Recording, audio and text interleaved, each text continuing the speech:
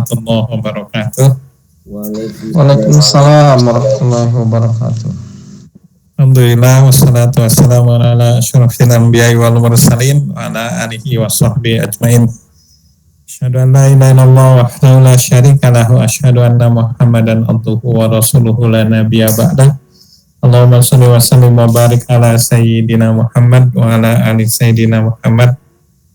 Ya syukur alhamdulillah teman-teman semua kita masih stay coba belajar tentang bahasa Arab, dan alhamdulillah pula kita masuk ke Durusul Lugah jilid 3 lagi setelah kemarin kelas intensif ya, namanya matrikulasi ya, matrikulasi. Mudah-mudahan di sesi penerapannya di malam kali ini kita bisa mencerap ilmunya dari Ustadz kita, Ustadz Abu Zaki, Ustadz Abudin. Salam, mudah-mudahan Allah senantiasa limpah curahkan pada junjungan alam baginda Nabi besar Muhammad SAW, kepada keluarganya, kepada sahabat-sahabatnya, kepada tabi'in, kepada umatnya hingga akhir zaman. Tidak berlama-lama, kepada Ustadz dipersilahkan untuk memulainya. Ustadz, bangga.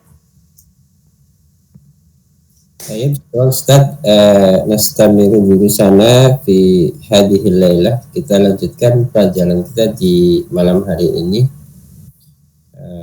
Kita buka dulu. Bismillah. Assalamualaikum warahmatullahi wabarakatuh. Waalaikumsalam warahmatullahi wabarakatuh. Alhamdulillahirabbil alamin. Alhamdulillah matihi tatimmus shalihat. Alladzi hadata li hada wa ma kunna linahtadiya laula an hadanallah. Asyhadu an la ilaha illallah wahdahu la syarikalah wa asyhadu anna Muhammadan abduhu wa rasuluh. Allahumma shalli wa sallim ala nabiyyina Muhammadin wa ala alihi wa ashabihi wa man tabi'ahum bi ihsanin ila yaumiddin. Ibadallah, usikum wa iyaya bitaqwallah faqad fazal muttaqun, amma ba'du. Alhamdulillah wa syukurillah atas izin Allah subhanahu wa ta'ala. Pada hari ini, pada malam ini kita masih diberikan kemudahan oleh Allah subhanahu wa ta'ala, diperjumpakan di ruang kelas Google Meet untuk kita melanjutkan bahasan kita, ngaji bareng-bareng pada segmen Kuliatul I'dad Al-Lughawi bi silsilati Durusul Lughatil Arabiyyah, yaitu kelas persiapan bahasa Arab yang kita gulirkan setiap Ahad malam Senin, dan insyaallah setelah kita melakukan kajian matrikulasi ulang di 16 pertemuan sebelumnya, mudah-mudahan bisa jadi gambaran untuk kita nanti ya setahap demi setahap melanjutkan di pelajaran-pelajaran mulai jilid 3. Salat dan salam semoga tercurah kepada baginda Rasulullah Muhammad SAW, teruntuk ahli bait, istrinya, para sahabat, dan mudah-mudahan terlimpah untuk kita semua. Sebelum kita masuk pada bahasan di kesempatan malam hari ini, sedikit mengulas ya, bahwa Kitab Durusul Lughah Al-Arabiyyah li ghairi natiqina biha, karya Dr. Faisal Abdurrahim atau Dr. Fanyambadi Abdurrahim rahimahullahu ta'ala. Ini adalah satu muqarrar ya, satu panduan bahasa Arab yang dipakai di 40 negara. Insyaallah mudah-mudahan, sebenarnya kalau kita belajarnya itu fokus ya, tidak putus-putus, andai pun terputus bisa mengikuti dengan kajian rekamannya, kalau dulu ada rekamannya, maka insyaallah ini menjadi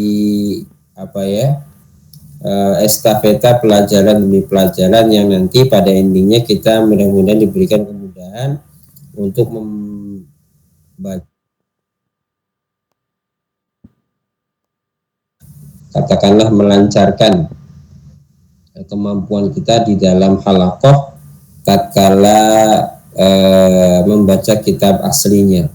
Kadang-kadang sarah yang terbaik ya teman-teman dari sebuah kitab itu bukan pada terjemahannya gitu ya, karena kalau bahasa terjemahan itu sudah ada banyak bahasa interpretasinya atau bahasa yang menyesuaikan dengan kondisi si penerjemahnya gitu ya.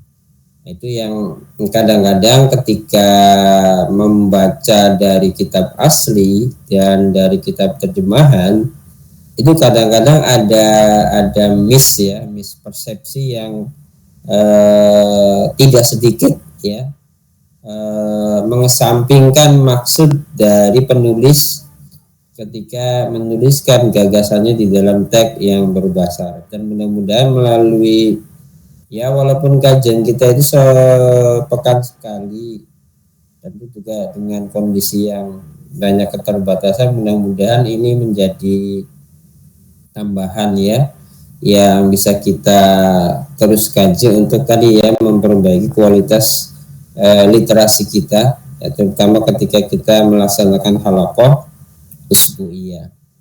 Sedikit mengulang, kitab ini terdiri dari 4 jilid ya. Jilid pertama membahas tentang pengantar bahasa Arab. Nah ini kalau dimatrikulasi bahasanya di macam-macam diksi dengan kecabangannya gitu ya. Ada isim, ada fiil, kemudian ada haraf ya. Kemudian mulai disampaikan pola anak kalimat ya, murakkab atau tarkib. Kemudian masuk di jilid 2 yaitu kajian yang membuka dari ilmu nahwu. Di situ sudah mulai dikenalkan pola kalimat ya, baik itu jumlah ismiyah atau jumlah fi'liyah atau terapannya ya, ketika keduanya dihadapkan kepada adanya kata depan. Nah, di sini di jilid yang ketiga ya, jilid yang ketiga ini adalah bentuk kumulasi kumpulan dari apa yang sudah dibahas serpihannya di dalam jilid 2 yang diperluas di dalam jilid 3. Adapun di dalam jilid 4 nanti kita akan belajar pengantar ilmu balaghah ya, pengantar ilmu balaghah. Nah, teman-teman, sebenarnya kalau kita ingin petahkan mempelajari ilmu nahwu itu kuncinya sederhana ya. Dikatakan sederhana karena sekali lagi semua bisa ditelusuri dengan jalur belajar yang fokus gitu ya. Jadi inti dari belajar nahwu itu adalah apa yang ada pada pelajaran pertama jilid 3 ya. Di situ ada hal yang berkaitan dengan jabatan kata ya. Jadi kata-kata yang nanti kita akan susun dalam pola kalimat itu ada kedudukannya. Kedudukannya itu yang nanti mendudukkan kata tersebut dalam jabatan sebuah pola kalimat. Nanti ada bahwasanya kata itu mengenal i'rab ya, mengenal jabatan kata baik itu pada isim maupun pada fiil. Nah, dari semua yang ada itu ya, itu dikumpulkan di halaman 15 sebagai induk panduan materi di awal juz 3 gitu ya. Dan juga pada halaman berikut jadi 15, 16, kemudian 17, kemudian 18, kemudian 19. Jadi inti belajar nahwu itu di dalam halaman 15, 16, 17, 18, 19 ya. Yang nanti kita coba ulang kembali karena sekali lagi pembahasan ini serpihannya apa itu mubtada, apa itu khobar, apa itu isim kana itu sudah disisipkan ya serpihannya di jilid yang kedua. Di jilid yang ketiga itu dikemukakan kembali dalam bentuk ya apa istilahnya garis-garis besarnya yang nanti kita akan ulang ya, barangkali teman-teman yang di jilid 2-nya ada banyak kendala, kesulitan dan seterusnya, karena kebetulan juga sifatnya masih mengenalkan ya, masih tercecer-cecer, maka di sini dikumpulkan. Jadi isim-isim marfu itu apa saja, isim-isim mansub itu apa saja, isim-isim majrur itu apa saja, kemudian pengikut dari ketiganya itu apa saja, kemudian pada posisi fiil mana yang marfu, mana yang mansub, mana yang majzum dan seterusnya. Nah, kita akan ulas itu dalam bahasan yang mudah-mudahan sederhana dan bisa dipahami. Karena itu di fase awal ini ya, induk materi kita itu di halaman 15 poin atas, al marfu'atu minal asma'i, isim-isim marfu. Ya, di situ ada 6 ya, yaitu mubtada pertama, khobar kedua, isim kana ketiga, khobar inna ketiga, keempat, fa'il kelima, naibnya fa'il keenam. Kalau yang versi ini, versi diagram itu ada poin yang ketujuh, tapi poin yang ketujuh di dalam kitab Durusul Lugha itu masuk di halaman penjelasannya di Tawabi ya, di Tawabi halaman 16. Di Tawabi itu nanti bisa ke Tawabi marfu, Tawabi majrur, Tawabi mansub. Nah, kita akan kembali di apa namanya al marfu'atu minal ismi. 6 itu kita akan split menjadi 2 pertemuan. Ya, jadi pembahasan di 15, 16, 17, 18, 19 ini adalah rangkuman dari apa yang sudah kita pelajari di jilid yang kedua. Baik teman-teman, kalau kita perhatikan ya bahwa isim-isim yang harus dibaca rofa, ya rofa itu i'rabnya atau jabatan katanya.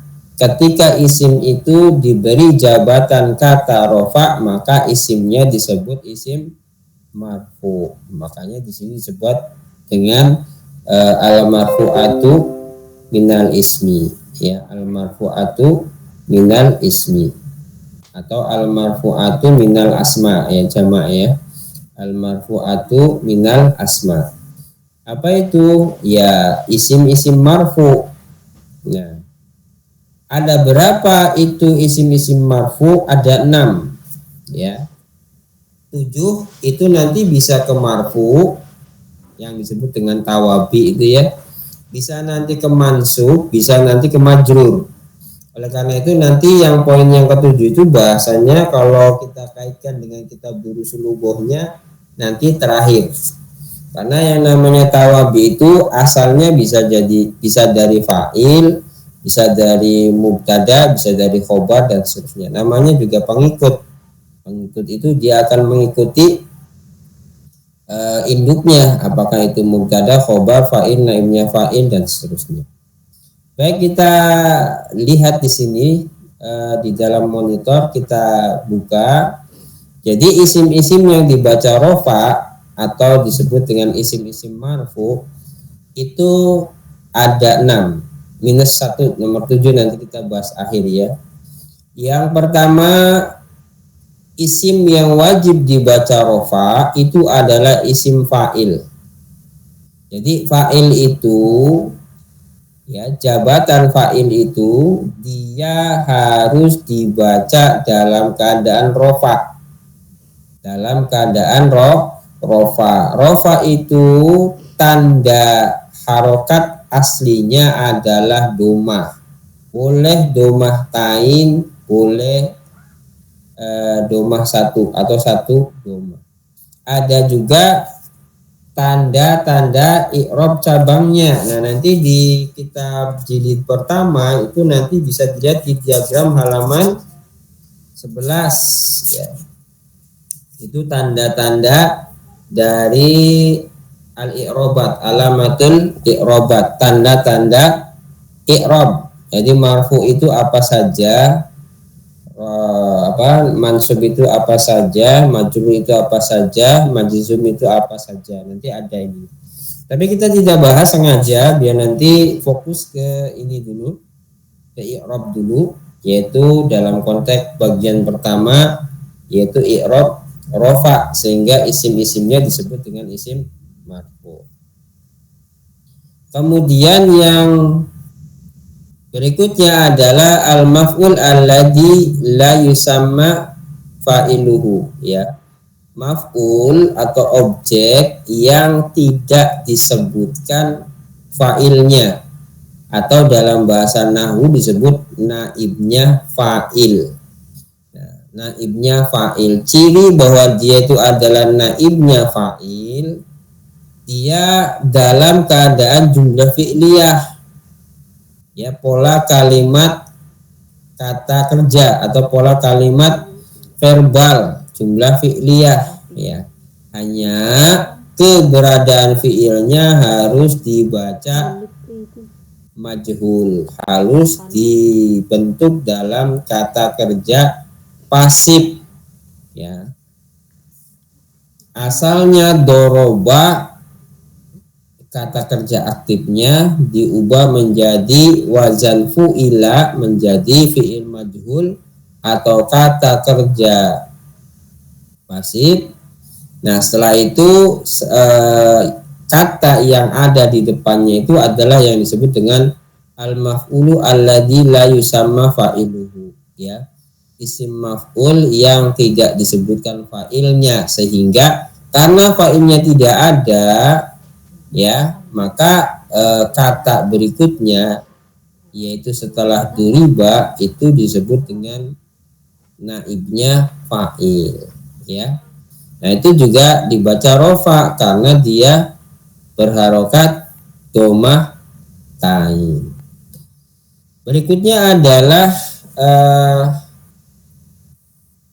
mubtada, ya, kemudian khobar. Ya, mubtada adalah kata pertama dalam susunan jumlah ismiyah. Jadi mubtada itu adalah denah pertama di dalam jumlah ismiyah. Jumlah ismiyah itu susunannya dua, ada mubtada, ada khobar. Nah, mubtada itu wajib dibaca rofa karena itu dia harokatnya harus tanda aslinya domah tain atau domah. Tanda cabangnya banyak, yang nanti bisa dilihat di halaman yang ada diagram di dalam kitab Durusul Lughat. Kemudian khobar juga sama, ya. Khobar ini adalah kata setelah mubtada atau denah kedua dalam pola jumlah ismiyah. Ya, jadi kalau jumlah ismiyah itu rumusnya mubtada dan khobar. Ya. Kemudian poin yang keempat itu adalah isim kana wa akhwatuha. Jadi isim kana itu adalah mubtada yang dikenai kata depan kana dan teman-temannya, ya. Jadi kalau isim kana itu asalnya dia mubtada, ya, tapi mubtadanya itu kemasukan isim kana, kemasukan kata depan kana, partikel kana, sehingga mubtada yang tadinya tidak ada kana kemudian kana masuk, maka kananya menempel pada mubtadanya sehingga disebut dengan isim kana. Nah, isim kana itu harus dibaca rofa. Misalnya contohnya tuh Zaidun talibun. Jadi kalau tidak ada kana, mubtada khobarnya kan harus rofa, harus marfu semua. Mubtadanya Zaidun tuma, kemudian khobarnya talibun, ya, rofa juga tuma. Tapi ketika kana masuk, maka fungsi kana itu merofakkan yang pertama atau merofakkan mubtada'nya gitu ya. Setelah itu disebut dengan isim kana, kemudian menasobkan yang kedua atau menasobkan khobarnya, maka dari qaulibun menjadi qauliban gitu ya. Kenapa? Karena dibaca nasob. Nasob itu harokatnya, tanda aslinya harus dibaca fathah. Jadi karena Zaidun taliban adalah Zaid seorang pelajar, seorang mahasiswa.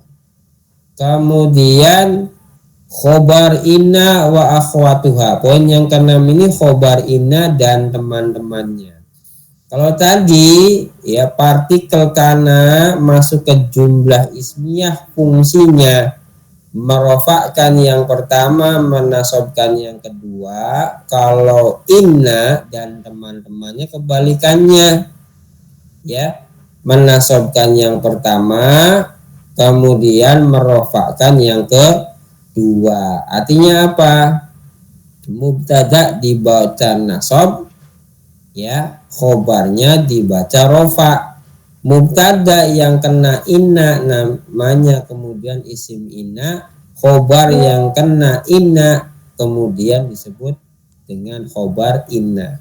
Jadi teman-teman, kalau kita ditanya apa saja yang terkategori isim-isim yang wajib dibaca rofa, maka 1 fa'il, 2 naibnya fa'il, atau dalam materi diagram itu disebut al-maf'ulu alladzi la yusamma fa'iluhu, atau gampangnya naibnya fa'il. Kemudian 3 mubtada, 4 khobar, 5 isim kana. Kenapa dikatakan isim kana? Ya karena yang rofa itu adalah isimnya atau mubtada setelah kana. Zaidun, ya, dia dibaca rofa. Kemudian yang keenam adalah khobar inna, ya, karena inna itu fungsinya menasobkan yang pertama, sementara merofakkan yang kedua. Di khobarnya tetap dibaca rofa, sementara innanya wajib mubtadanya wajib dibaca nasob.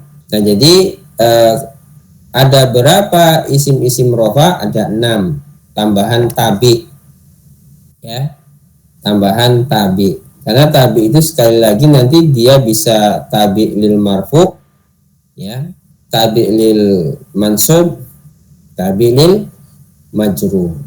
Tapi induk dari isim-isim rofa itu yang 6 ini: fa'il, mubtada, khobar, naibnya fa'il, isim kana, dan khobar inna. Ini gambaran secara umumnya. Nah, karena ada 6, kita ingin uraikan satu persatu. Ya, yang pertama adalah mubtada, yang kedua adalah khobar. Silakan digeser materi diagram berikutnya, ya.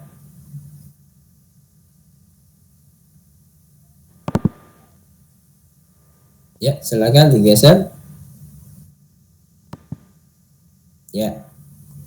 Baik teman-teman, ini penjelasannya sebenarnya sudah dibahas di pertemuan kemarin, ya. Kita ulang lagi, ya.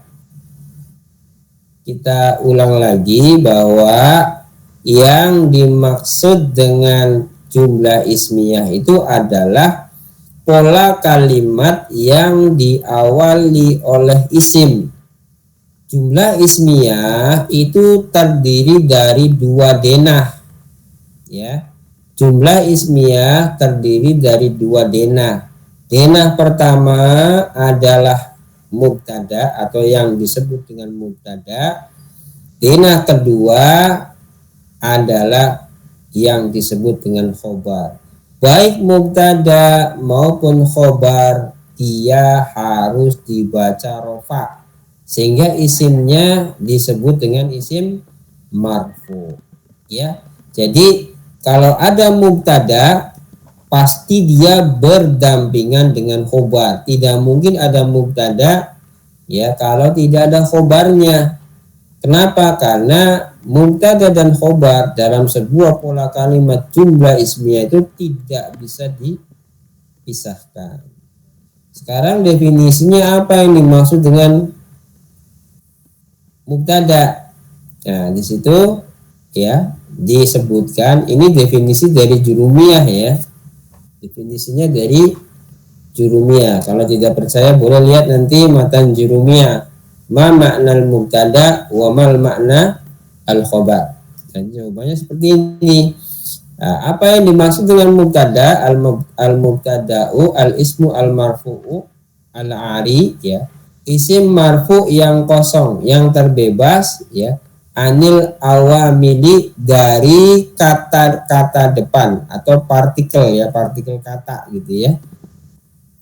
Al-lafdiyati, yang bersifat lafdiyah. Jadi mubtada ini adalah isim marfu yang terbebas, yang kosong ya, dari lafadz berbagai kata depan ya. Nah, dia wajib dibaca marfu ya, harus dibaca marfu atau kedudukannya harus wajib rofa. Kalau kemarin dalam matrikulasi terakhir disebutkan bahwa mubtada ini ginahnya atau yang mengisi mubtada ini adalah isim ma'rifat ya. Wajib dibaca isim ma'rifat, wajib diisi oleh isim ma'rifat ya. Apa itu isim ma'rifat? Ya, kategorinya banyak. Setiap isim yang teridentifikasi bendanya disebut ma'rifat. Bisa isim yang diawali dengan alif lam ya, bidukhuli alifi wal lami, misalnya al-bustanu, al-kitabu, al-mudarrisu, as-sayyaratu ya, al-maidanu, al-madinatu, dan seterusnya. Itu isim ma'rifah. Sehingga isim yang berpartikel boleh masuk ya, berkedudukan ke dalam mubtada gitu ya.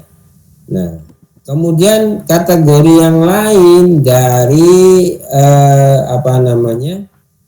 isim ma'rifah itu bisa isim isyarah, kata ganti petunjuk, bisa isim mausul, kata penghubung, alladzi, alladani, alladina gitu ya. Kalau isyarah hada, hadihi, tilka, dalika gitu ya. Kemudian nama orang gitu ya, nama yang bertanwin, nama bertak marbutoh, nama kota, nama negara, itu udah ma'rifah tuh.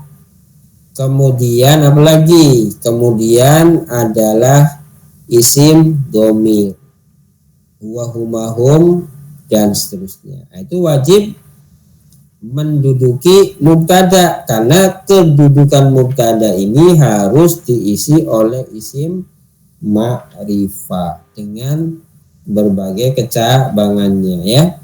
Kemudian apa itu khobar atau denah yang kedua pada jumlah ismiyah yang disebut dengan khobar?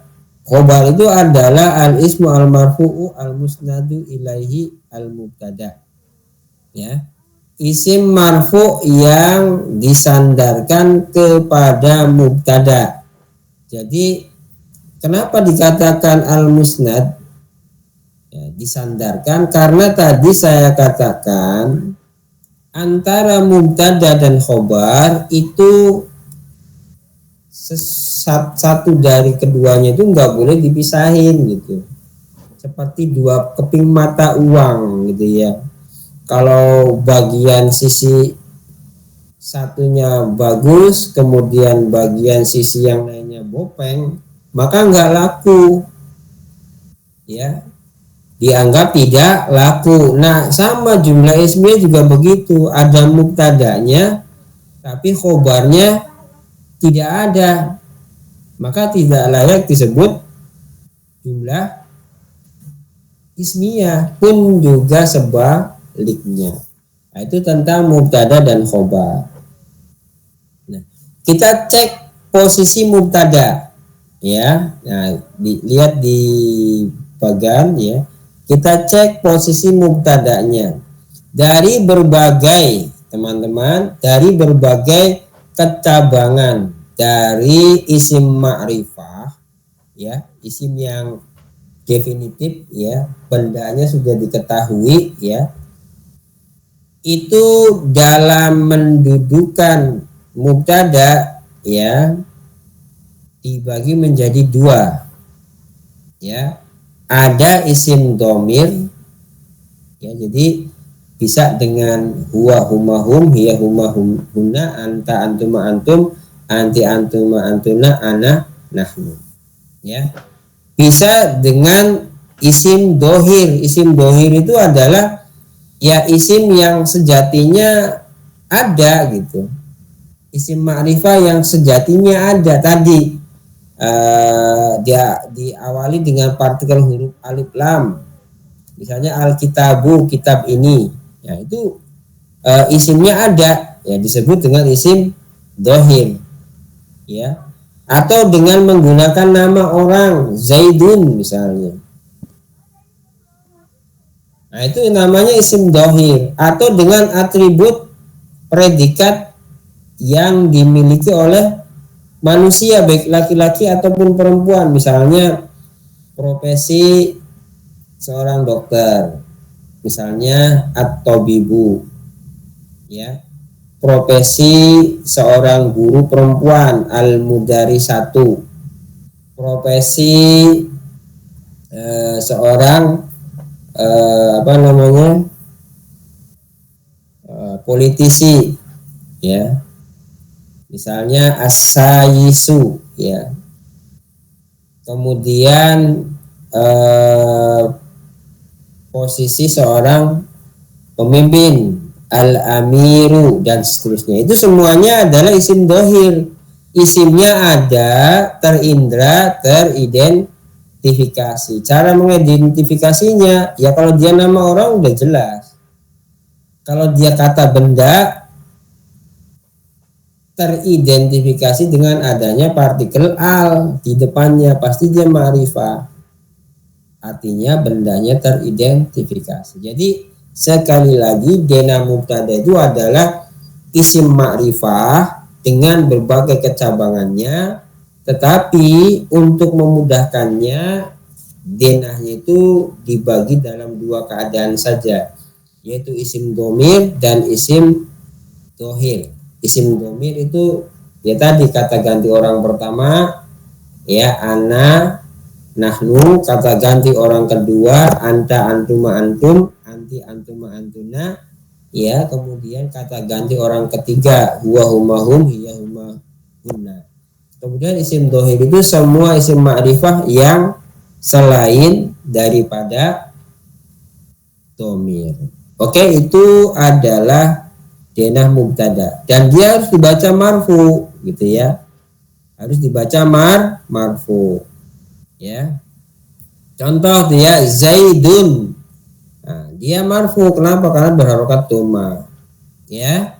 Kemudian Muhammadun ya, Zaidun qaimun, Muhammadun jalisun. Muhammadun Zaidun itu berharokat doma, dan doma itu adalah harokat asli dari i'rab rofa, sehingga isimnya disebut isim marfu.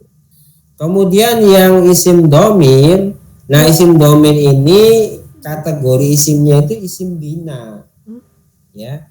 Isim bina itu adalah isim yang harokatnya tidak mengalami perubahan kata ya. Karena itu kalau isim bina posisinya diposisikan ya, kalau rofa jadi fi mahali raf'in, dalam keadaan rofa. Jadi ana itu adalah isim bina fi mahali raf'in ya, isim mabni yang posisinya dalam keadaan rofa gitu ya.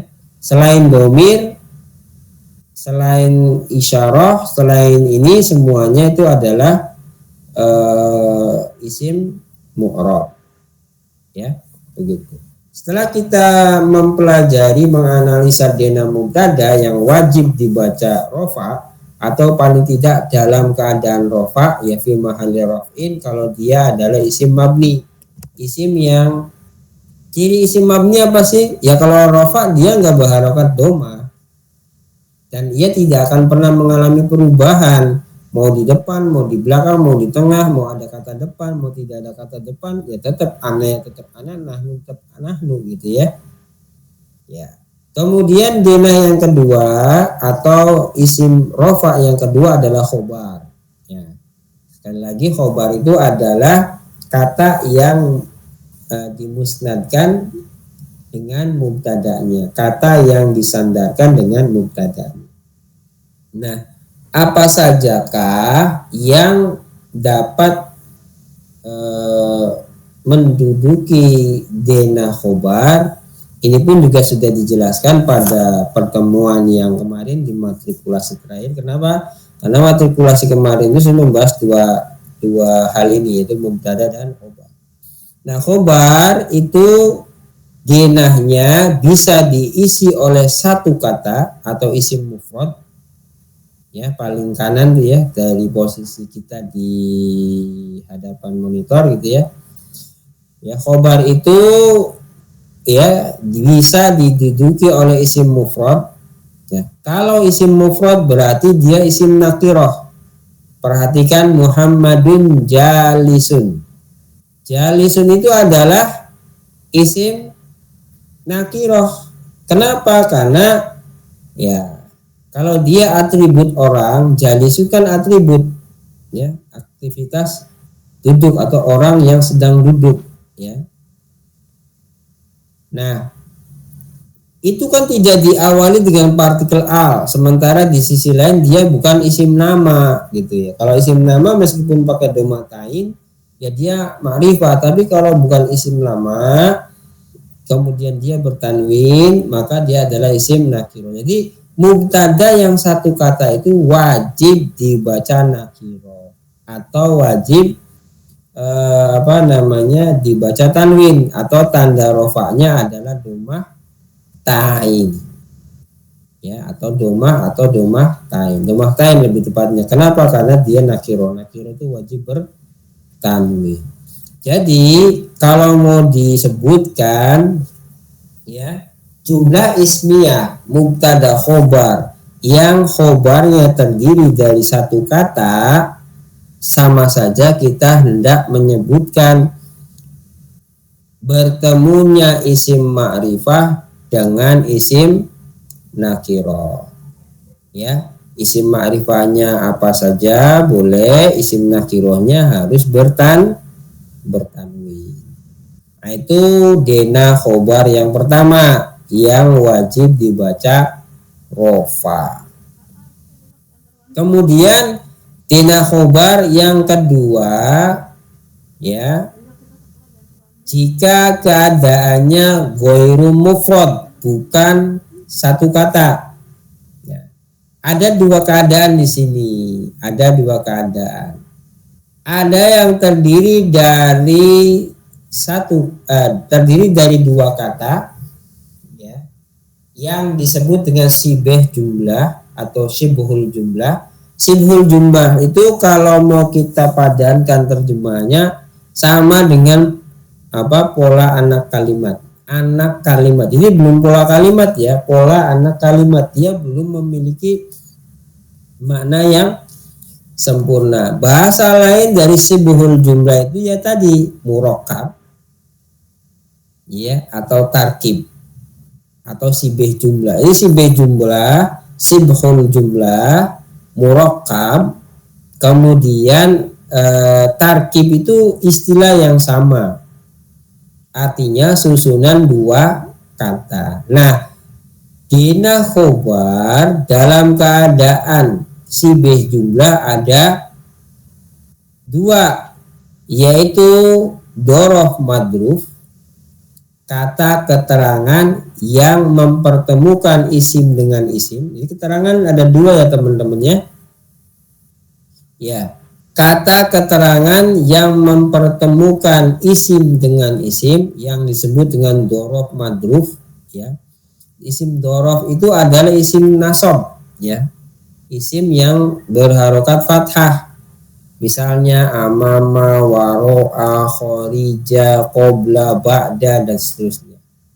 Ya, misalnya di sini dicontohkan al-baitu janibal masjidi. Al-baitu apa ini? Ini mubtada.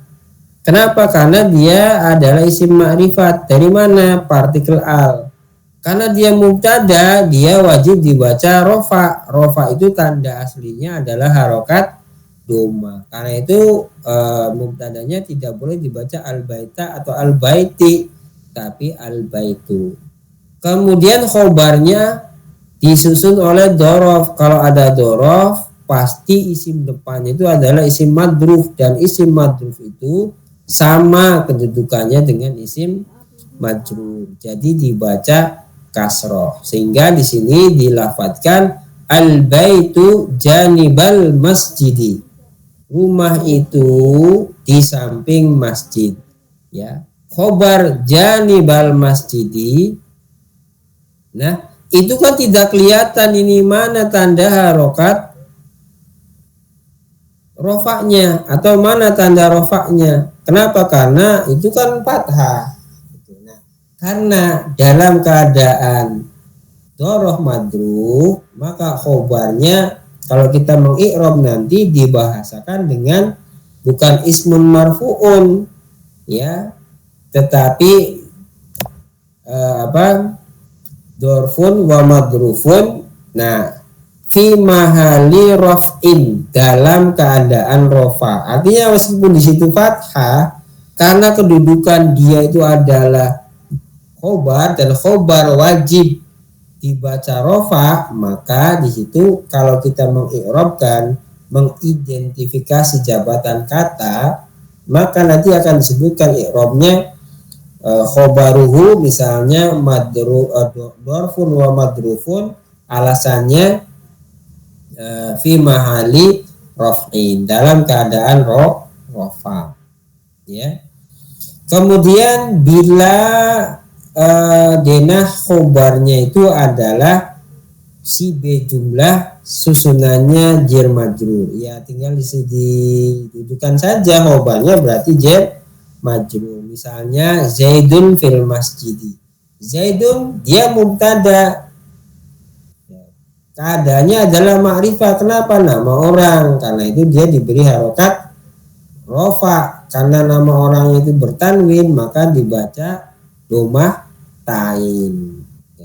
Domah tain itu kalau bukan nama orang baru nakiro. Kalau nama orang memungkinkan domah tain, karena itu dia tetap dibaca atau tetap dalam keadaan ma'rifah. Kemudian khobarnya adalah jar majrur.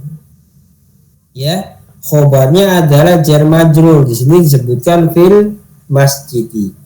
Nah, ini juga sama, fi itu kedudukannya sebagai khobar, tapi kok di sini tidak ada, ya, tidak ada harokat yang menjadi tanda dari i'rab rofa. Maka di sini disebutkan nanti kalau kita mengi'rab, ya, khobaruhu jarun wa majrurun fi mahali raf'in. Itu kalau keadaan khobarnya terdiri dari si B jumlah. Jadi tadi ada 3 ya. Pertama satu kata ada 1, yaitu isim nakiro. Kedua adalah 2 kata ada 2, berarti 2 dan 3 kan kalau digabungkan dengan yang pertama, yaitu doroh madruf dan jar madruf. Kemudian ada juga khobarnya yang susunannya jumlah, ada jumlah ismiyah lagi, ada jumlah fi'liyah lagi.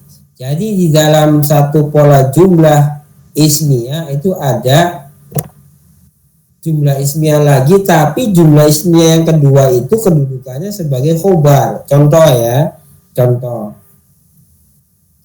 Muhammadun abuhu karimun. Ya.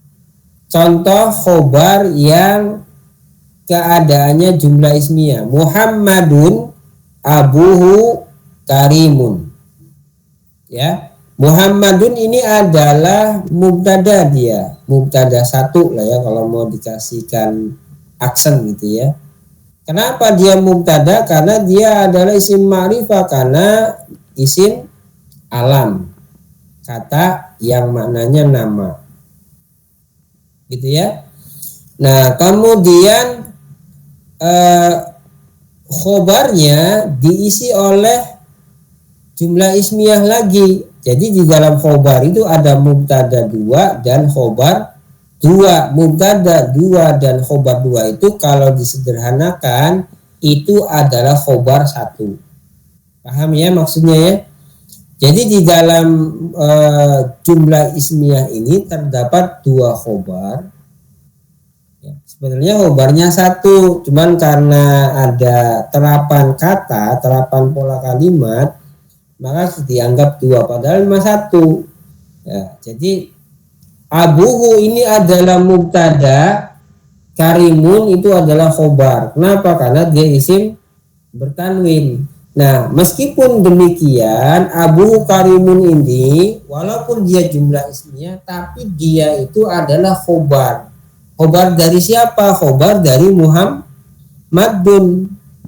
Jadi kalau ada ungkapan Muhammadun abuhu karimun, Muhammad ayahnya seorang yang mulia, maka ayahnya seorang mulia itu adalah jumlah ismiyah itu sendiri, tapi kedudukannya sebagai khobar, ya. Kemudian yang ketiga, yang kelima ya, dina khobar yang kelima, bila keadaannya adalah jumlah fi'liyah. Jadi setelah mubtada itu jumlah fi'liyah, fi'il fa'il atau fi'il fa'il maf'ul. Ya, fi'il fa'il atau fi'il fa'il maf'ul atau dan seterusnya. Ya, minimal fi'il dan fa'il. Jumlah fi'liyah itu ya. Di sini dikatakan Muhammadun ini mubtada. Kenapa? Karena dia isim ma'rifah, gitu ya. Kemudian di situ ada khobar, tapi polanya jumlah fi'liyah. Fi'il dulu. Mana fi'ilnya? Yaqra'u. Ya. Yaqra'u al-Qur'ana. Muhammadun dia sedang membaca Al-Qur'an. Muhammadun yaqra'u al-Qur'ana. Muhammadun itu adalah mubtada, yaqra'u itu adalah fi'il fa'il, ya. Fi'ilnya qara'a, fa'ilnya adalah ya, yaitu adalah huwa untuk Muhammad. Kemudian Al-Qur'ana adalah maf'ul bihnya. Jadi dengan demikian teman-teman, ya, bacaan isim untuk isim rofa yang pertama itu mubtada dan bacaan rofa yang kedua itu adalah khobar. Dan antara mubtada dan khobar sekali lagi tidak boleh dipisahkan salah satu dari keduanya. Wajib dimusnadkan, wajib disandarkan. Tapi kalau kita mau telaah skema dari jumlah ismiyah itu ya ini. Ya, kalau ditinjau dari khobarnya bisa 1 kata, maka dia wajib isim nakiro atau isim yang bertanwin. Kalau diisi oleh 2 kata, maka khobarnya diisi oleh dorof madrub jar majrur, berarti 3 tuh ya, dengan yang pertama. Kalau khobarnya diisi oleh jumlah pola kalimat itu nanti ada jumlah fi'liyah dan jumlah ismiyah. Dengan kata lain, terapan khobar itu ada 5 dinahnya. 1 kata ada 1, 2 kata ada 2, pola kalimat ada 2. Mudah-mudahan dari sini atau dari gambar ini antum bisa memahami ya. Gambar fullnya ada di grup, silakan di download saja. Ini punya temen di IAIN Kediri ya. Ini jurumiyah, sumbernya jurumiyah, tapi disederhanakan dalam bentuk bagan. Baik, yang terakhir, poin yang ketiga dari bacaan isim rofa adalah isim kana. Silakan digeser. Ya, nah. Nah, teman-teman, ya, setelah kemudian kita belajar bersama mengenai jumlah ismiyah yaitu mubtada dan khobar, maka mubtada dan khobar itu dia akan mengalami terapan atau dia akan mengalami infiltrasi, tanda kutip ya, infiltrasi yang nanti akan memasuki jumlah ismiyah. Jadi akan ada kata depan, ya kata depan itu bahasa Arabnya namanya amil, ya, amil, ya, jamaknya awamil, ya, atau awamilul ismi, ya, pertanda atau berbagai kata depan. Nah, kalau jumlah ismiyah termasuk amil atau kata depan, maka kata depan yang masuk daripada jumlah ismiyah ini nanti akan merusakkan, ya, kerofaan salah satunya, ya, akan merusakkan kerofaan salah satunya. Kan tadi disebutkan ya teman-teman bahwa baik itu mubtada ataupun khobar wajib dibaca rofa. Ketika ada kata depan, nanti kata depan atau yang disebut dengan amil ini dia akan merusakkan, ya, bacaan salah satu dari keduanya, atau bisa merusakkan bacaan rofa mubtadanya menjadi nasab, atau merusakkan bahasa bacaan, maksudnya merusakkan bacaan yang keduanya atau khobarnya. Nah nanti karena itu awamil itu jumlahnya banyak, ya, ada katakanlah 3, ya, 3 itu dalam satu fungsi, ya, yang satu fungsi itu dia bawa teman-temannya, makanya itu ada istilah kana wa akhwatuha, kemudian inna wa akhwatuha, dan zonna, ya. Nah, kita ke poin yang ketiga dari bacaan rofa dulu, ya. Maka desain teorinya begini.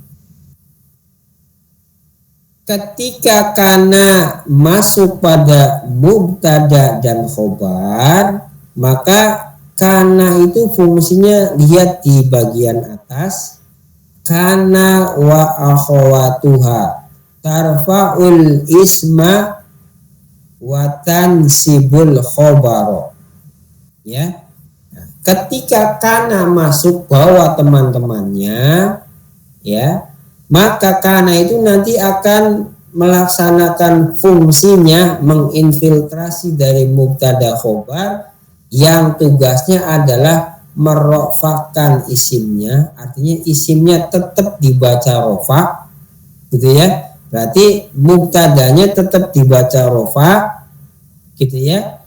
Kemudian watansibul khobaro, dan menasobkan yang kedua atau menasobkan khobarnya. Jadi setelah kana dan teman-temannya masuk, tadinya mubtada khobar itu rofa dan rofa, setelah kana masuk menjadi rofa dan nasob. Berarti kalau seperti itu, mana yang terkategori bacaan rofa? Ya berarti mubtadanya, yang kemudian ketika ketika kana itu masuk, mubtadanya diubah atau disebut sebutannya dengan isim kana. Jadi kalau desainnya seperti itu, mubtada khobar yang tadinya rofa kana masuk jadi rofa nasob, berarti yang masih dalam keadaan bacaan rofa itu adalah isim kana atau mubtada yang kemasukan kana, maka dia adalah isim marfu atau isim rofa. Kita lihat dulu ya teman-teman, kita panggil dulu teman-teman kana itu apa saja. Nah itu ada di sebelah kanan, ya, ada berapa? saya ini dari sini tidak jelas ya, kalau dari HP itu kurang jelas. Tapi tadi saya sempat baca dulu. Ya.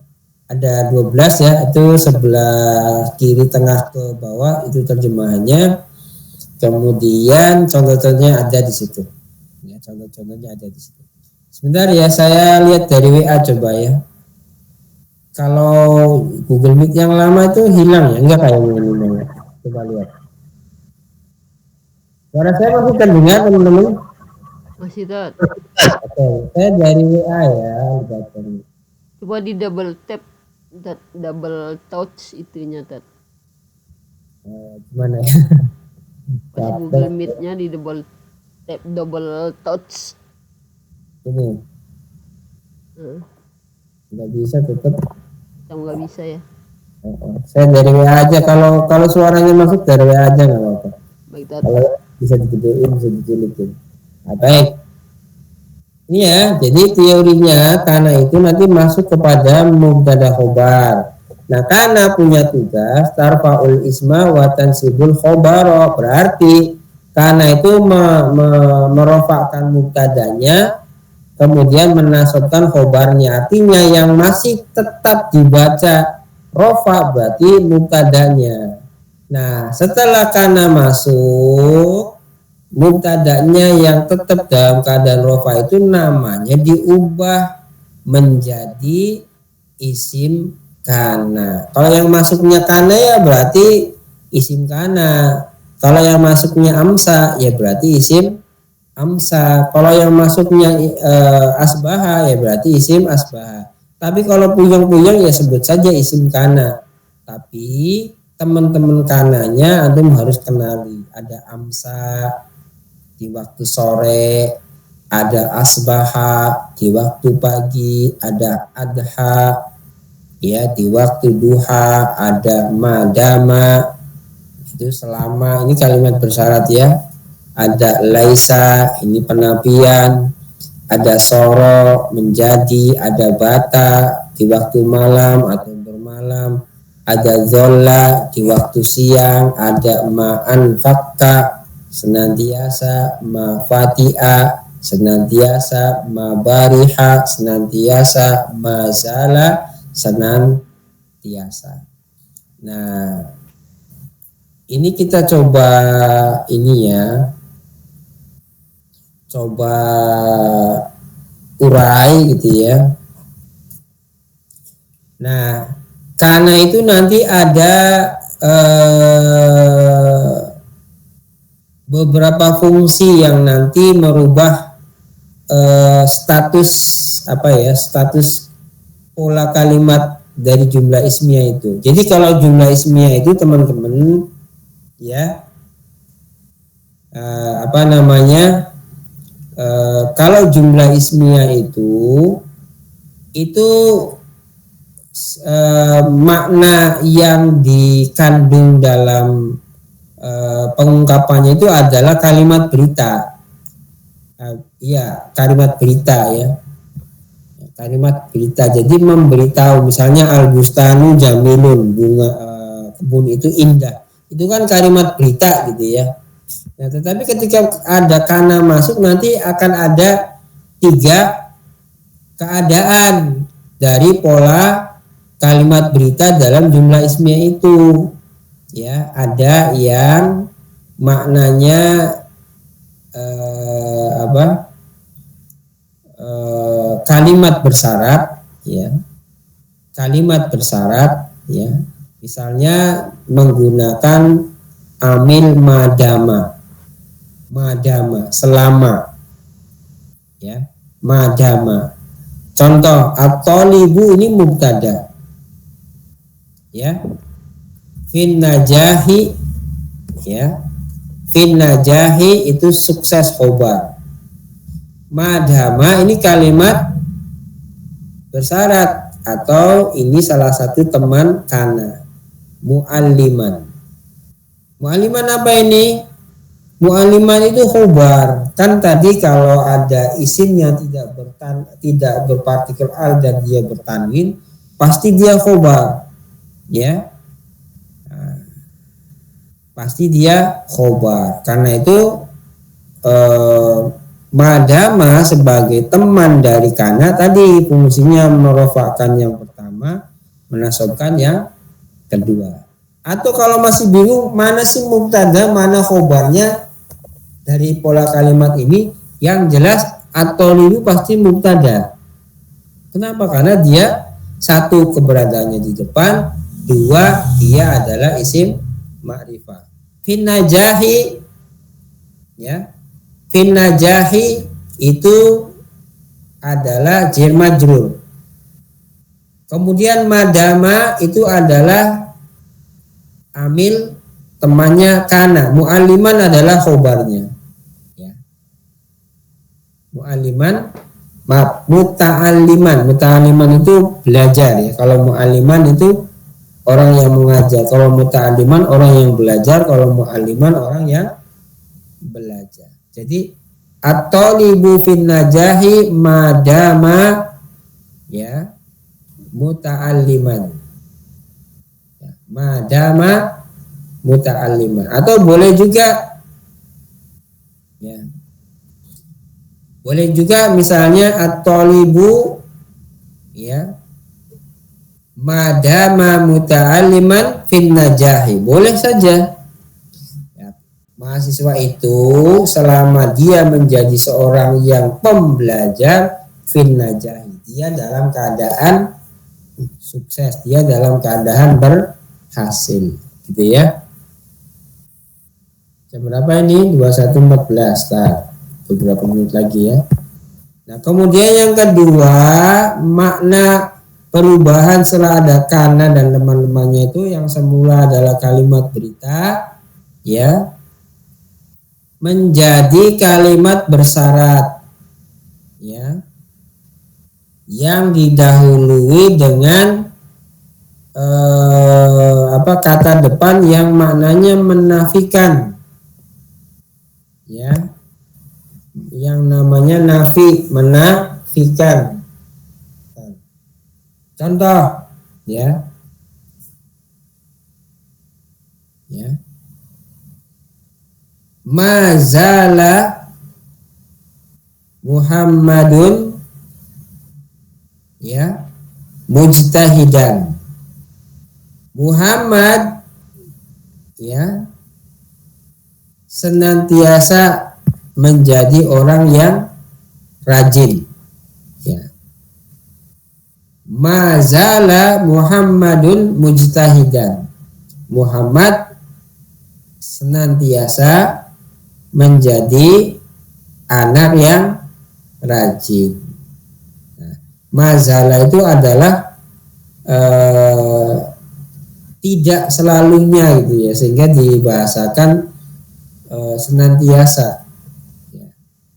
Tidak selalunya berarti kan senantiasa. Jadi tidak selalu Muhammad itu menjadi rajin, artinya senantiasa, ya. Ma bariha juga maknanya demikian, kemudian ma fatiha juga demikian, ma anfaqa juga demikian. Kemudian yang ketiga itu aktivitas yang tanpa syarat, ya, atau kalimat yang mengetengahkan sebuah berita yang tanpa diberi pernyataan syarat. Misalnya Allahu ghafurun rahimun, karena ada kana menjadi kanallahu ghafuran rahima, ghafuran rahima, ya. Adalah Allah maha pengampun lagi maha penyayang. Amsal jawu baridan, ya, di sore hari udara itu dingin. Asbahal bardu syadidan, di waktu duha dinginnya sangat, atau di waktu duha amat sangat dingin, dan seterusnya. Jadi intinya teman-teman, Karena itu nanti yang akan dipakai untuk dibaca tetap rofa itu adalah denah pertamanya, yaitu mubtadanya. Karena itu nanti ketika sudah kemasukan kana, ya, maka isim diubah penyebutannya menjadi isim kana. Nah ini 3 poin terlebih dahulu. Nanti kita lanjut di bahasan poin khobar inna. Fa'il, naibnya fa'il nanti ditutup dengan at-tawabi'u lil marfu. Ada pertanyaan sebelum kita praktik baca terkait dengan 3 bacaan pertama dari isim-isim marfu, yaitu mubtada, khobar, dan isim kana.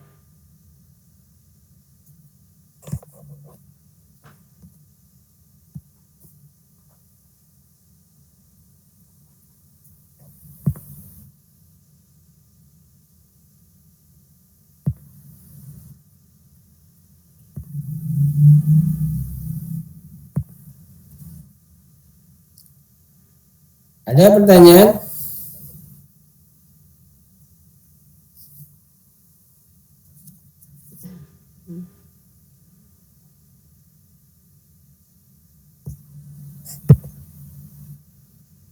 Bingung apa yang ditanya.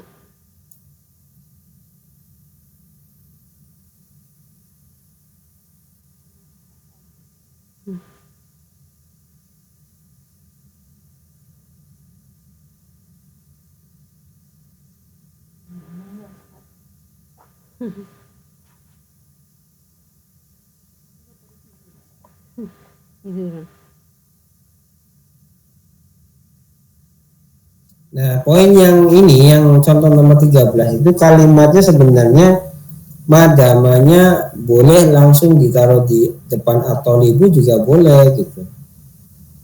Madamat thalibu muta'alliman fin najahi. Jadi boleh saja begitu.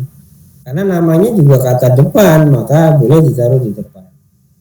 Madama at-thalibu muta'alliman fin najahi, atau boleh juga seperti yang dicontohkan madama at-thalibu fin najahi madama muta'alliman.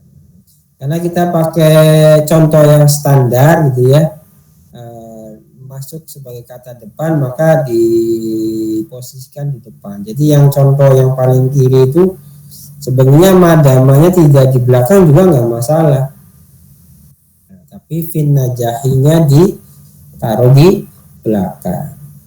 Kalau mengikuti teori merofakkan isim dan menasobkan khobar, madamat thalibu muta'alliman fin najahi, selama mahasiswa itu menjadi seorang pembelajar fin najahi, maka dia akan sukses. Ya. Jadi teman-teman, catatannya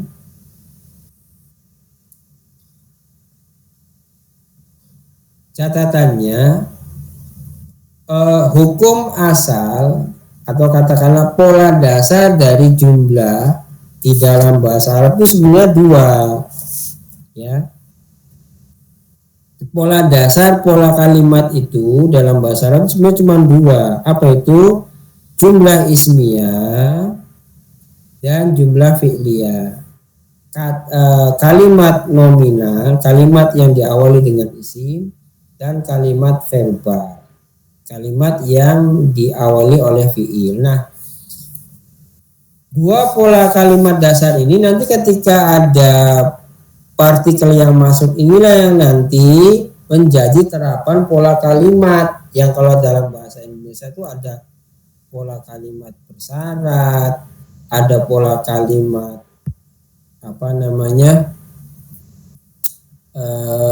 tanya, ada pola kalimat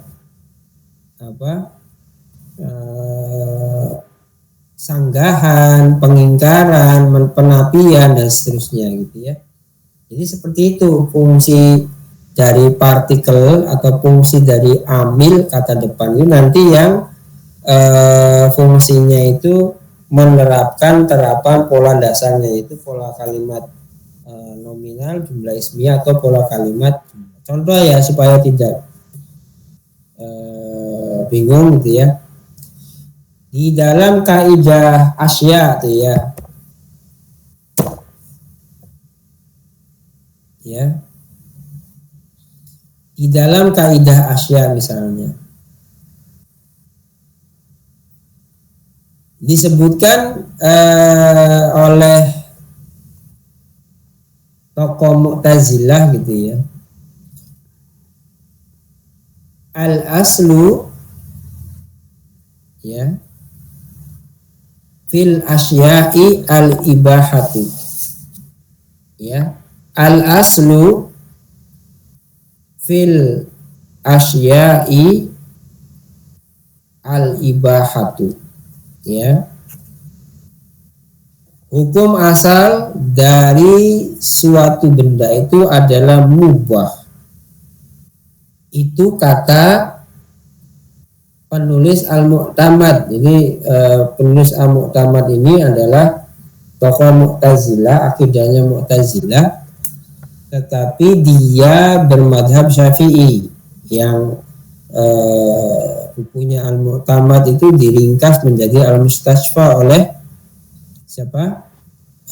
Imam Ghazali. Jadi Imam Ghazali itu meringkas 3 kitab usul fikih, di antaranya ada Al-Mu'tamad, kemudian kitab usul fikih gurunya Imam Juwaini, dan satu lagi saya lupa gitu ya, itu menjadi Al-Mustasfa. Nah, hukum asya itu pada awalnya itu adalah dicetuskan oleh tokoh Mu'tazilah menggunakan pola kalimat berita, yaitu jumlah ismiyah.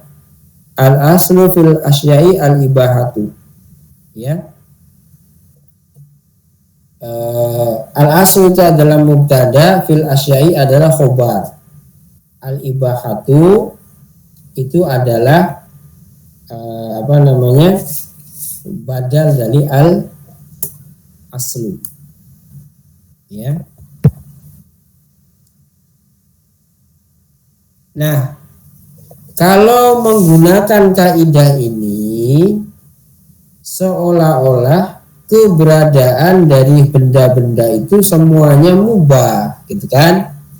Padahal ada benda-benda tertentu yang disebutkan oleh nas itu haram. Seperti apa? Bangkai, apalagi anjing, babi ya, hewan yang hidup di 2 alam, hewan yang bertaring ya, itu kan haram ya. Kalau menggunakan istilah ini ya, maka nanti akan terpikir oleh orang bahwa nas itu tidak berlaku. Kenapa? Karena memang kaidahnya hukum asal dari benda itu ya boleh ya, tidak ada masalah ya. Nah, karena itulah Imam Suyuti di dalam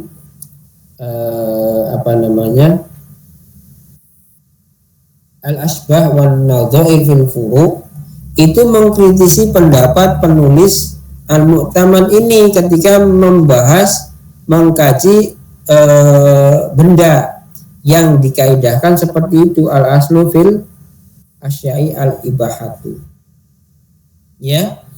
Nah, dengan apa? Dengan yang awalnya menggunakan kalimat berita yaitu jumlah ismiyah, kemudian diluruskan, diverifikasi, dikoreksi oleh Imam Suyuti dengan tambahan kata depan yang maknanya syarat ya. Apa itu? Ada kata-kata malam yarid dalilut tahrim. Walaupun ini sedang tidak membahas kaidah kana dan saudara-saudaranya, tapi saya ingin memberikan gambaran bahwa pola kalimat dalam bahasa Arab yang menjadi pola dasar itu jumlah fi'liyah dan jumlah ismiyah.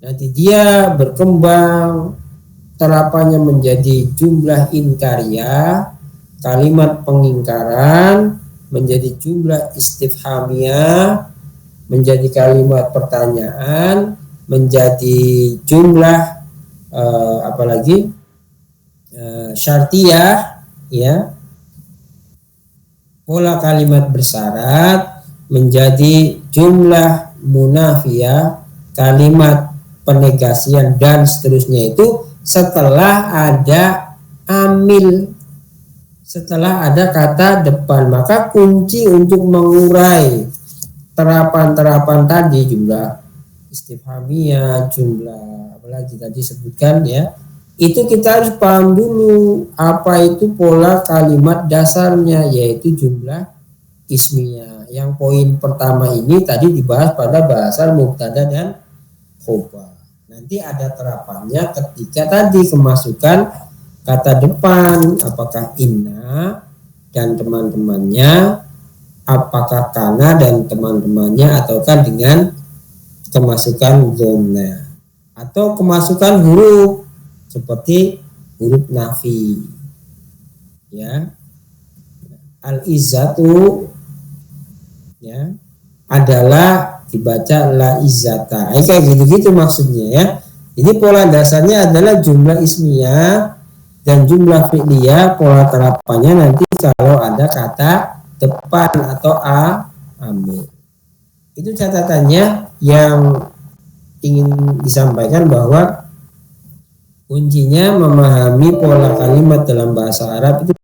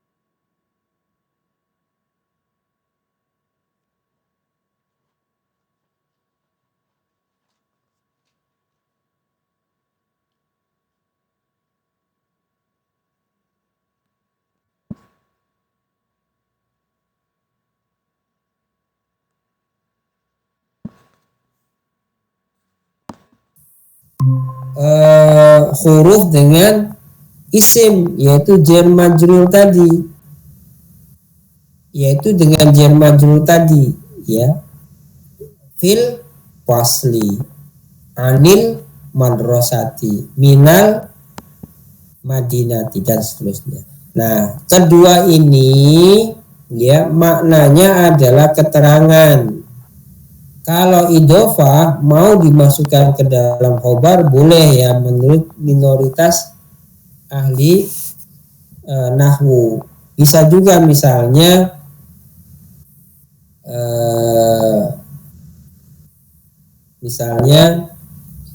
al-kitabu li Muhammadin ya, atau al-kitabu kitabu Muhammadin, bisa. Kitab itu kitab milik Muhammad. Al-kitabu kitabu Muhammadin. Al-kitabu itu kan mubtada gitu ya. Kitabu Muhammadin itu juga khobar, susunannya adalah idhofah. Jadi begitu Ustaz, boleh juga dimasukkan ke dalam khobar menurut sebagian ulama, tapi mayoritas ulama tidak memasukkannya. Tapi kalau dimasukkan juga sebenarnya tidak apa-apa karena sudah mencukupkan keberadaan idhofah sebagai khobar. Itu Ustaz. Oh ya Ustaz. Sekarang Ustaz. Baik, kalau tidak ada silakan di latihan praktek baca ya, praktek baca.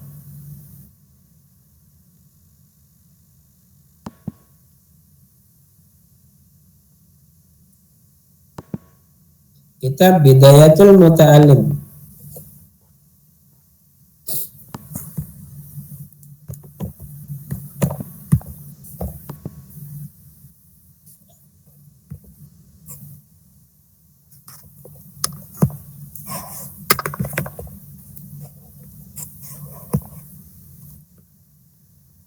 Sudah tampil? Ada waktu 20 menit kita latihan baca ya.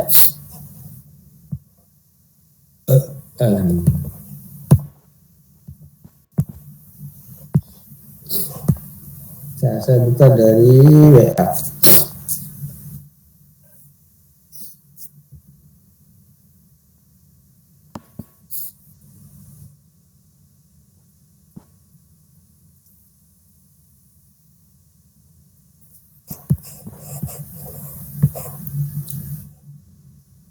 Iman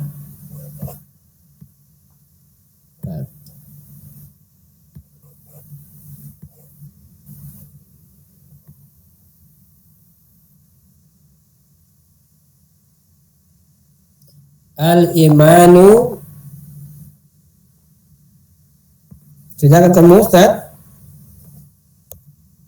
monitornya? Ya.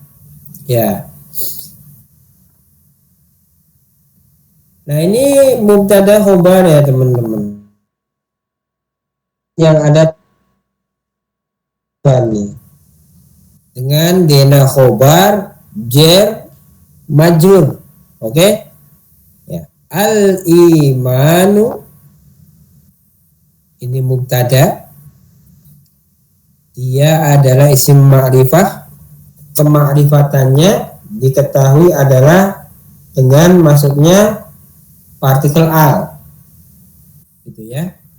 Kemudian karena dia mubtada, bacanya tidak boleh al-imani, bacanya tidak boleh al-imana. Ya.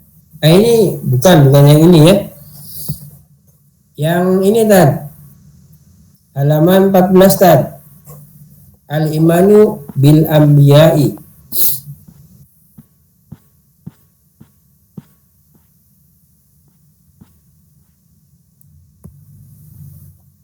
Ya, halaman 18 Tad, geserkan. Ya, sudah ya. Al-imanu ini adalah mubtada. Ya. Kemudian bil anbiya'i, ya. Ini adalah khobar teman-teman ya. Ini adalah khobar. Ya, ini adalah khobar. Cuman khobarnya ini terdiri dari dua kata, yaitu jar majrur. Al-imanu, karena jar majrur dibaca majrur bil imani, ya. Kemudian warusuli jamak, ya, kalau ada al-imanu bil ambiyai, maksud saya ambiya jamak dari nabi, ya. Warusuli jamak dari rasul, ya. Al-imanu bil anbiya'i war rusuli alaihimussalamu, beriman terhadap para nabi dan para rasul, semoga Allah memberikan salam kepada mereka. Perhatikan, di sini ada bil imani war rusuli. Bil imani dalam mubtada, bil iman, bil anbiya'i adalah khobar, warusuli ini juga khobar, ya, khobar dua kalau mau dikatakan. Kenapa? Karena ada wawu atof, tapi intinya itu adalah khobar. Nah, kenapa dibaca warusuli? Karena dia ini adalah atof dari isim majrur yang nanti bisa masuk dalam bahasan tabi, ya. Jadi bil anbiya ini adalah khobar, dia adalah jar majrur. Warusuli itu adalah tabi'nya isim majrur dari al anbiya'i. Karena itu nanti tabi itu pembahasannya tiga, at-tabi'u lil majruri, at-tabi'u lil mansubi, at-tabi'u lil marfu'i, gitu ya. Tabi itu bisa ke tabi'nya majrur, bisa ke tabi'nya marfu, bisa ke tabi'nya mansub. Ya, di poin di bahasan al-imanu, beriman bil anbiya'i kepada para nabi, war rusuli dan para rasul, semoga Allah memberikan salam untuk mereka. Baik, siapa yang mau baca sampai koma pertama? Bismillah. Ya, silakan. Bismillah. Yajibul imanu. Yajibul Imanu bi jami'il anbiya'i war rasuli. Warusuli anbiya'i war rusuli. Kayak tadi ya, anbiya rasul. Nggak boleh rasul ya tadi ya. Kalau rasul ada wawunya setelah dia mufrad. Kalau jamak itu tidak ada wawunya rasul, ya.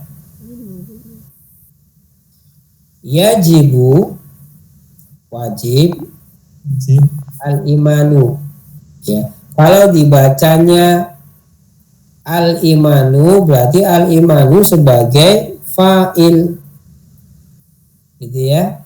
Tapi kalau dibaca al-imana maka, ya, al-imana sebagai maf'ul bi. Jadi kalau dibaca fa'il maka terjemahannya begini, iman wajib atau mewajibkan, bijami'i dengan semua, al-anbiya'i wa rusuli. Iman mewajibkan, beriman kepada para nabi dan para rasul. Itu kalau dibaca fa'il.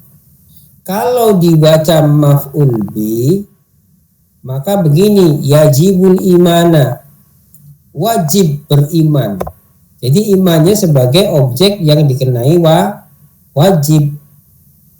Gitu. Jadi intinya sebenarnya ada kemungkinan tertentu, tapi ketika membaca kemungkinan A, kita ketika menerjemahkannya juga harus amanah gitu ya.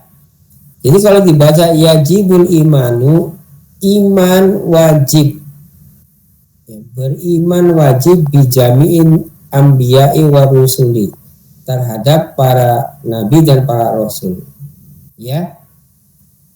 Kalau dibaca yajibul imana, wajib beriman, berarti kalau beriman berarti imannya itu yang kena kewajiban gitu ya. Tapi kalau iman wajib berarti iman yang menjadi failnya, bahwa iman itu wajib ke seluruh para nabi dan para rasul. Enggak memilih satu nabi saja, enggak memilih satu rasul saja, atau tidak mengakui satu rasul dan seterusnya. Seperti orang-orang Yahudi, dia hanya meyakini nabi itu ya dari kalangan mereka saja, tidak mengakui kerasulan Nabi Isa, bahkan apalagi Nabi Muhammad SAW ya. Jadi boleh dibaca al-imanu sebagai fa'il, boleh dibaca al-imana sebagai maf'ul bih. Walaupun memang ada beberapa kemungkinan, tapi nanti kalau untuk fiksasinya ya talaki ya, si penulis maunya baca apa gitu. Tapi kalau tidak talaki, yang penting kita ngerti maksudnya. Ya, jadi wajib beriman kalau dibaca imannya maf'ul bih. Yajibul imana bijami'il anbiya'i wa rusuli ya, terhadap seluruh para nabi dan para rasul. Tapi kalau yajibul imanu, iman mewajibkan, wajib beriman. Beda kan teman-teman ya? Ada guru bahasa Indonesia di sini, barangkali bisa memperbandingkan pola kalimat tadi. Iman mewajibkan, wajib beriman. Beda kan ya? Kalau wajib beriman, imannya itu adalah objek yang dikenai kewajiban. Tapi kalau iman mewajibkan, berarti imannya sebagai subjek yang memberi aktivitas mewajibkan, gitu ya. Jadi begitu. Berikutnya siapa?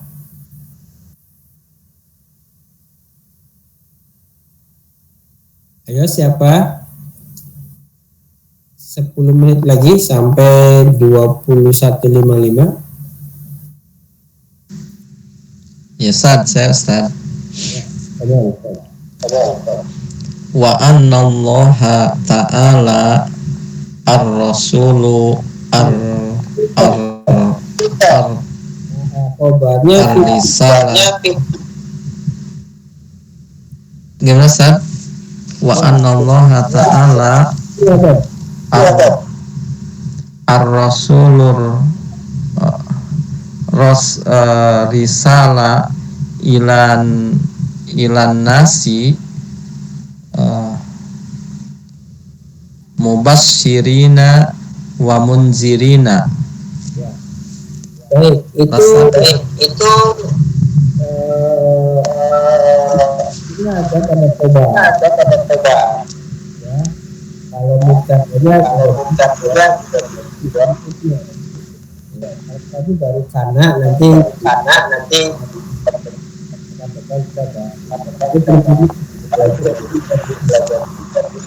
pada pola kalimat mohon dimut dulu Ustaz. Ya. Pada pola kalimat yang kedua ini kesalahan Ustaz Aib ada di membaca khobar. Khobarnya adalah jumlah fi'liyah. Berarti kalau dikaitkan dengan tadi dalam bagan itu, berarti khobar yang denahnya adalah jumlah, gitu ya. Baik, kita baca wa annallaha, ini mubtadanya sudah benar. Ya, mubtadanya adalah Allah, karena ada anna dibaca nasab. Ya. Nah, karena ada anna, maka mubtada yang tadinya mubtada yang rofa, ya dia harus dibaca nasab dan setelah itu berubah menjadi isim anna, ya isim anna, yang mubtadanya menjadi isim anna. Wa anna Allah ta'ala, ini adalah mubtada atau isim anna setelah ada anna. Nah, setelah mubtada pasti khobar, berarti di sini adalah khobar. Ini kira-kira bacanya apa ya? Ini yang paling tepat adalah fi'il. Arsala ar-rusula ilan nasi mubashirina wa mundirina. Wa anna Allah, dan bahwasanya Allah Ta'ala yang maha tinggi, arsalar rusula, arsala artinya mengutus, ya. Arsala artinya mengutus. Siapa yang mengutus? Ya Allah. Ini adalah jumlah fi'liyah, kedudukannya sebagai khobar, ya. Arsalar rusula ilan nasi, sesungguhnya atau bahwasanya Allah yang maha tinggi, dia telah mengutus para rasul ilan nasi, kepada manusia, mubasyirina, sebagai orang-orang yang memberi kabar gembira, wa mundirina, dan sebagai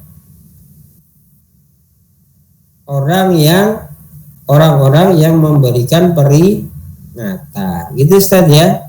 Jadi khobarnya kurang tepat, dia dibaca dengan denah jumlah fi'liyah, arsalar rusula, ya. Berikutnya siapa?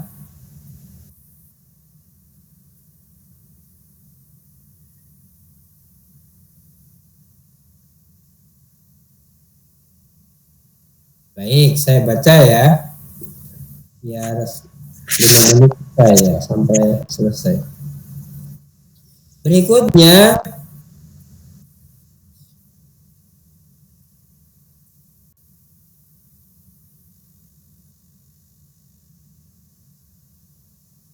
la ya'muruhum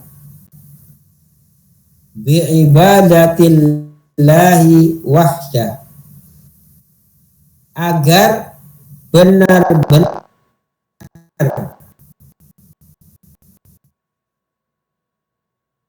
mereka, Nabi dan Rasul, humnya itu adalah umatnya, agar mereka menyuruh, gitu ya, bukan agar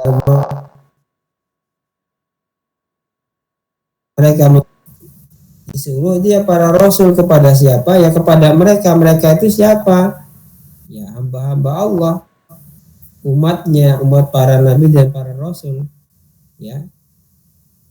Layak muruhum, ya, agar mereka benar-benar menyuruh bi'ibadatillahi wahdah, ya, dengan hanya beribadah kepada Allah semata, ya. Jadi Allah mengutus para nabi dan para rasul itu untuk mengibadahi Allah Subhanahu wa ta'ala secara umum. Tapi dari para nabi dan para rasul, Allah juga memilih dari mereka yang disebut dengan ulul azmi, gitu ya. Kemudian di sini dilanjutkan wa ulul azmi minar rusuli, ya. Dan para rasul ulul azmi, ini rasul yang dari sekian banyak nabi dan rasul itu, kategori rasul ulul azmi itu adalah para nabi dan para rasul yang memang dakwahnya sangat begitu menantang, gitu ya, dan hasilnya juga diberikan diberikan banyak kebaikan kepada umatnya. Kan tidak sedikit para nabi itu umatnya dibinasakan oleh Allah Subhanahu wa taala, kan begitu. Mereka ini Nuhun wa Ibrahimu wa Musa wa Isa wa Muhammadun alaihi wassalatu wassalamu. Wa anna Muhammadan, ini mubtada ya. Kemudian khatimal anbiya'i. Nah, ini yang tadi dikatakan oleh Ustadz Aib, khobarnya idofah ya. Denah dua itu hanya keterangan jar majrur dan dzaraf majrur, tapi menurut ulama ahli nahwu yang lain memasukkan idofah sebagai apa namanya khobar ya. Contohnya ini, wa anna Muhammadan, Muhammadan itu adalah mubtada yang menjadi isim anna karena ada anna. Wa anna Muhammadan ya khatamul anbiya'i. Khatamul anbiya'i itu adalah idofah, dia khobar. Wa sayyidul mursalina. Nah, ini juga sama, wa sayyidul mursalina. Sayyidul mursalin juga adalah khobar. Ya, 1 menit lagi. Wa makna syahadati ya, anna Muhammadan Rasulullahi. Anna Muhammadan itu apa? Muhammadannya adalah mubtada, tapi setelah ada anna menjadi isim anna, karena itu dibaca Rasulullah itu adalah khobar. Ini yang tadi dikatakan Ustaz Aib juga, ini adalah idofah uli gitu ya. Jadi boleh mubtada boleh khobar itu diisi oleh idofah. Wa anna apa ini? Wa makna syahadati anna Muhammadan Rasulullahi, dan makna syahadat bahwa Nabi Muhammad adalah utusan Allah. Di makna syahadat kenabian itu maknanya ini. Apa itu? Ta'atuhu fima amara, mentaatinya, yaitu mentaati Rasul, fima dengan apa saja, amara yang ia perintahkan, wa tasdiquhu dan membenarkannya gitu ya, fima akhbaro terhadap apa yang Rasul ceritakan. Nah itu mana beriman kepada para nabi dan Rasul dan beriman kepada kerasulan Nabi Muhammad SAW yang ditandai dengan syahadat kenabian. Ada pertanyaan sampai sini? Saya kira bacanya sampai sini saja. Tadi itu kalau wa makna sahadata ya Ustadz itu kan bacanya wa makna sahadata, apa enggak sahadatu tak? Makna itu adalah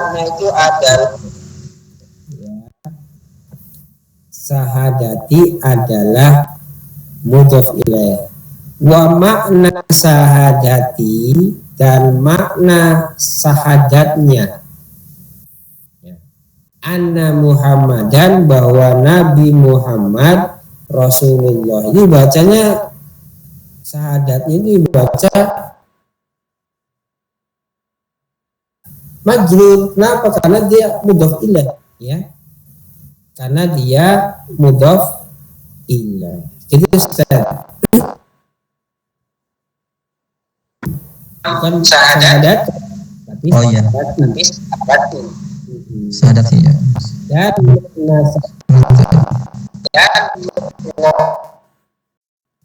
syahadat bahwa Muhammad adalah utusan Allah. Kita bersahadat kepada kenabian dari Muhammad itu ya makna syahadatnya itu taat kepada yang beliau perintahkan, membenarkan apa yang beliau perintahkan gitu.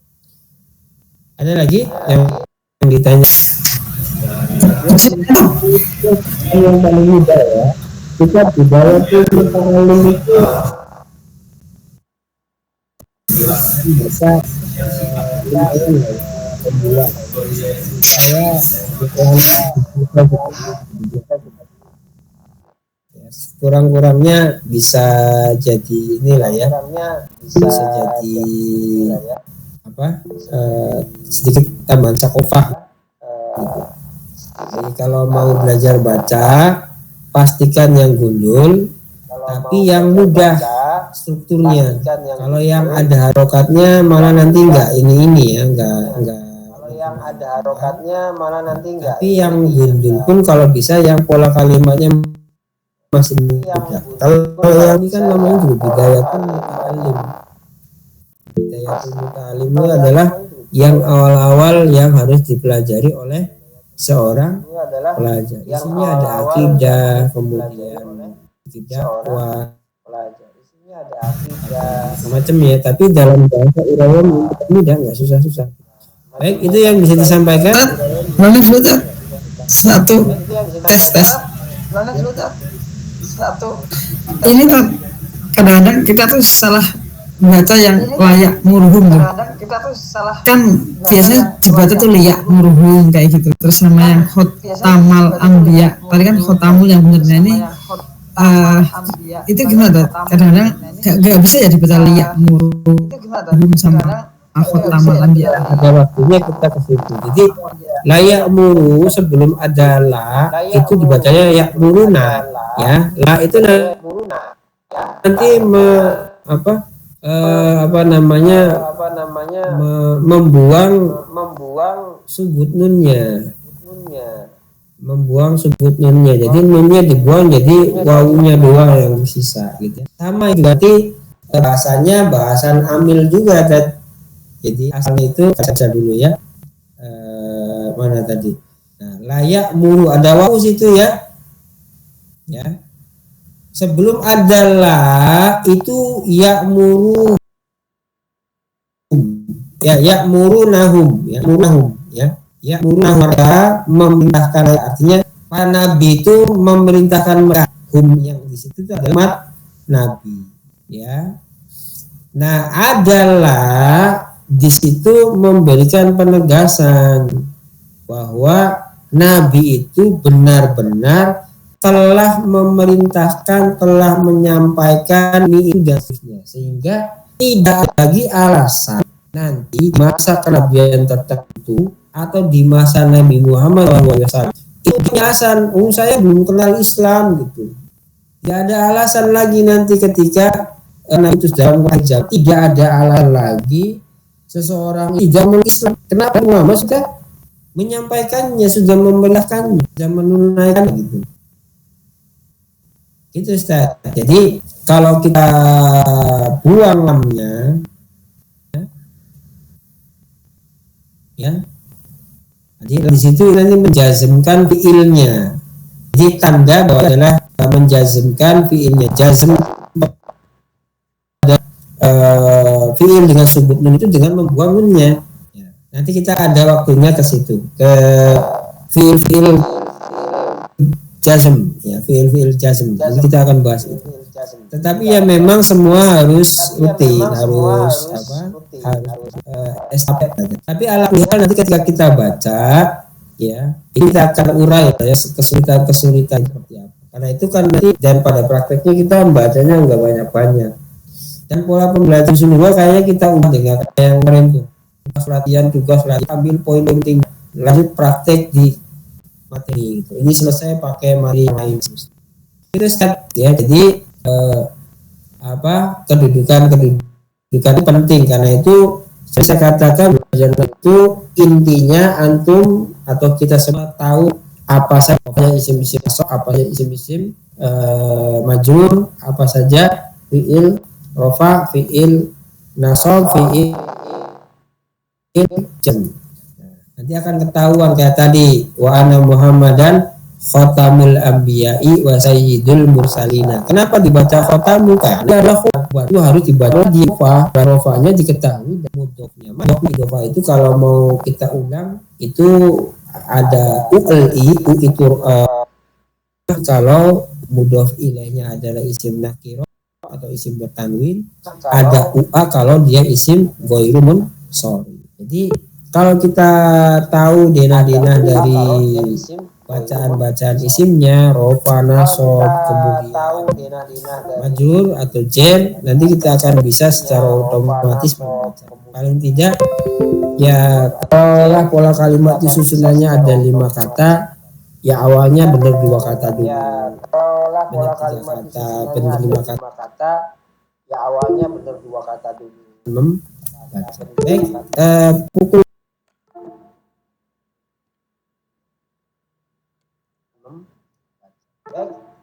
pukul 22.05 ini yang bisa disampaikan. Mohon maaf apabila ada kata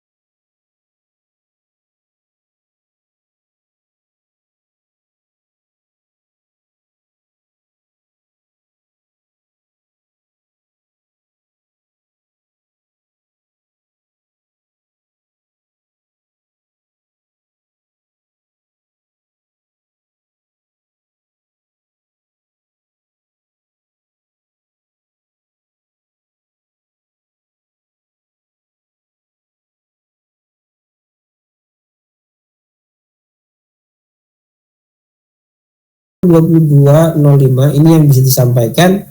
Mohon maaf apabila ada kata-kata yang tidak berkenan, yang benar semata-mata dari Allah Subhanahu wa taala, yang salah adalah karena kebutuhan diri saya. Insyaallah besok kita jumpa lagi di kelas ini membahas lanjutan dari ngaji kitab As-Siyasah As-Syar'iyyah fi Islahir Ra'i wa Ar-Ra'iyah. Wallahu a'lam bishawab. Saya kembalikan kepada langsung saja ya, karena tadi Rois jelasannya Ustaz Husni dan beliau sudah keluar karena HP-nya ngedrop. Baik, dengan demikian kita tutup Ustaz materi jurus